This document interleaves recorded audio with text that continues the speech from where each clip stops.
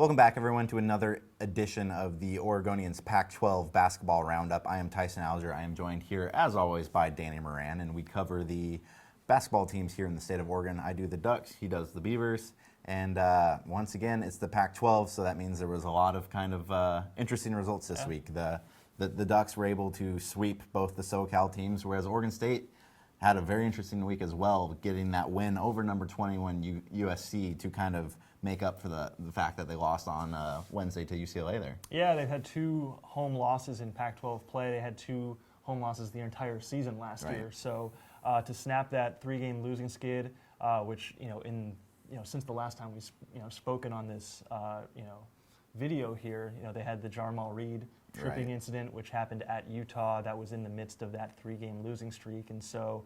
I think the interesting thing from this past week was that head coach Wayne Tinkle kind of alluded to the fact that there was a bit of a hangover effect from that incident for the team. I mean, all of a sudden, your team is in the national headlines for all the wrong reasons, and everyone's being asked about it, and then you lose a player off the bench too, and a senior person's been a part of that program for 4 years. So it was a pretty crucial win against USC. Don't want to necessarily go as far this relatively early in the season or in Pac-12 play by saying it was a season-saving win, but it kind of had the feeling of that because all of a sudden if you lose that, then you've had 3 home losses. You have to play 7 of your next 11 on the road, and you're 2-5. And I know it's it's a pretty packed conference with 6 teams now at 4-3, but to get a good solid win at home and to break that streak was pretty big. I think it's completely safe to say that's a season-saving win because you don't want to be a team that's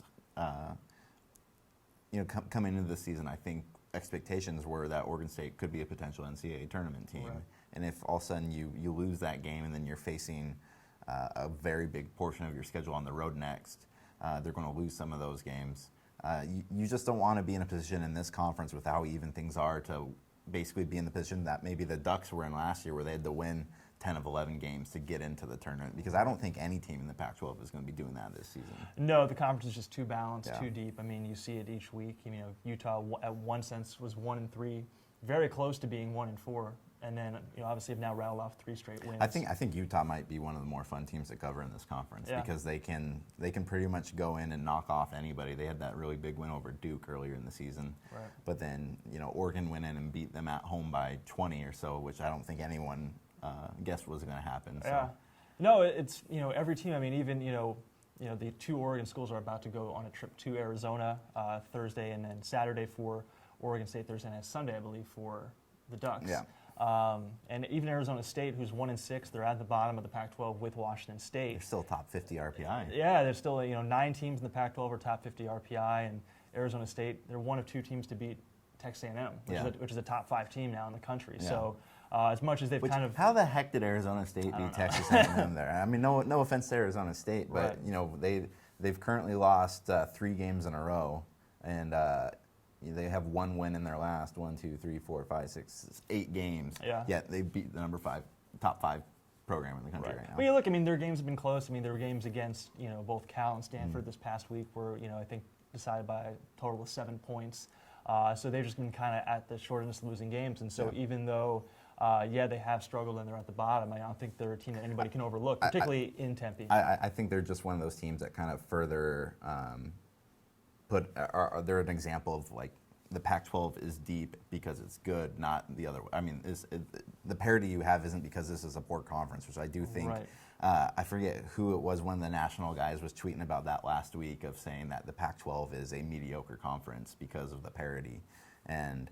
I'm vouching that. I think the Pac-12 is actually pretty darn good this year, and I think that's what you're seeing more than I think last year it was a relatively mediocre conference, and you had a couple top-tier teams, but then after that it was pretty even. Yeah, I think it's maybe for perception-wise around the country, it's taken a while for people to get used to the fact that it is good top to bottom. Because a couple years ago it wasn't. It was one of the worst leagues in the nation. I think the big problem for the conference right now is you just don't have Arizona dominating like they had in the past. So you don't have that traditional top 10 team.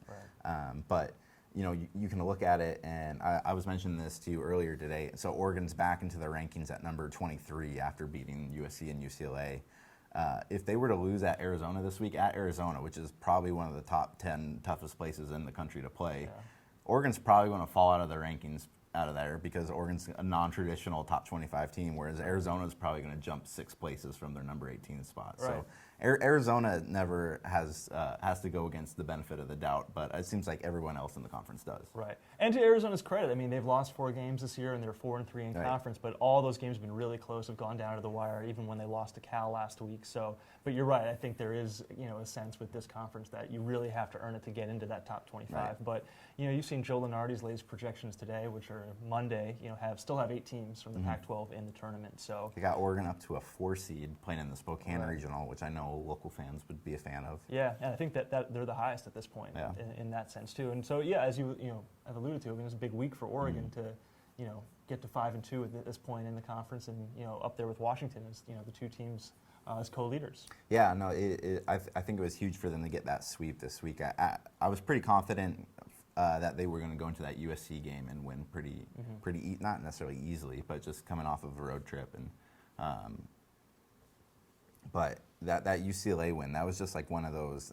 That was a big win for that program because it was a near sellout. It was on national TV, and it's setting up a situation where you go into Arizona this week and it's a top 25 matchup, the first top 25 matchup for the Pac-12 this season, I believe. I think so, yeah. And it's going into a spot where Oregon got absolutely thumped last year. That was probably the lowest point in Oregon's season last year. I think they got beat by about 40 at the McHale Center.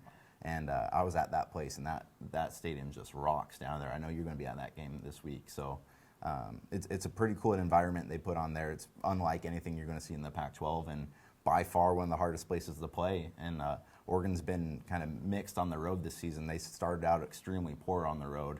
But then they went into Utah, which is probably the second toughest Right. place to play in the Pac-12, and they beat the Utes by 20 there. So it could go either way. Yeah, you'd think with Arizona, I mean, they're still good, as we alluded to, but they're not like the teams of the past couple years. They've got a 49-game home win streak. But you'd think of all the years that this could be broken. Yeah. It could be this year, it could be this game, given how well Oregon's been playing. Yeah, definitely. And well, you got to give Oregon State credit too, because they've had kind of stumbled at times this year, but kind of the way the formula of that team, especially when you have probably one of the conference's top 5 players in Gary Payton II. If Arizona's coming off a tough game against Oregon and then having to play Oregon State, then that could be a potential upset game there. I don't think that's going to happen, but crazier things have. Yeah, I mean, particularly this year in this conference. I mean, Oregon State's issue, I should say now, is that they haven't had a good performance in the Pac-12 on the road yet. I mean, they've had a couple slip-ups at home, looked really bad against Colorado on that trip, and then played actually pretty well against Utah before collapsing down the stretch, and obviously the tripping incident we alluded to. But they had a 14-point lead that they ended up giving up. So it's still kind of for them. Even though there's some experienced guys on this team, they haven't really put it together on the road yet. This will be a crucial stretch, really, for both teams. I mean, there's going to be just every conference game matters this year as far as positioning for the Pac-12 tournament, which could ultimately mean where you're seated in the NCAA tournament or if you get to go at all. Yeah, I think the biggest key for Oregon going into that Arizona game is getting off to at least a decent start. Oregon's kind of started out slow in a lot of their road losses, kind of almost like feet stuck in the sand sort of thing, and then kind of coinciding with that is they can't get into foul trouble. Oregon's starting 5, maybe their top 7 are just about as good as anybody in the country, but after that they don't have anyone else thanks to the transfer of Trevor Manuel, Dylan Ennis's injury. So the last couple of weeks we've been seeing guys like Boucher and Brooks getting into kind of foul trouble a little bit early in games, and the Ducks just don't quite have the pieces to mix and match them coming out. You do have Dwayne Benjamin and Jordan Bell coming off the bench there, but then after that, that's kind of as much as you have in terms of experience coming off the bench. Right. It was interesting to see against UCLA yesterday. They could navigate that given UCLA's size down low, that they were still able to run away with a 14-point win. Yeah, I was incredibly impressed with how Boucher played in that game because he's 6'11", but his legs are about this thin. Yeah, he's 190 pounds? Yeah, maybe soaking wet. Yeah. But he's going up against Tony Parker and Welsh. Yeah, Thomas Welsh. Thomas Welsh, who are both pretty much tanks. Like, they're big guys, and Boucher was able to go 18-10 and 4 blocks in that game, which I thought was Dylan Brooks was the highlight of that game with 25 points, but Boucher just another kind of working man's, double-double. So. And his ability to stretch the floor, too. I mean, we saw him knock down a couple threes the other day. He did that to Oregon State, even though Oregon lost that game by 13. So, Yeah, no, it's an interesting stretch coming up now.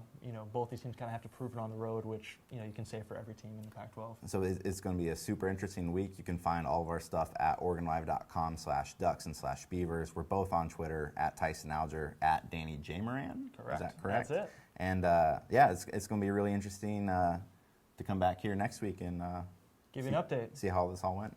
See you guys next week.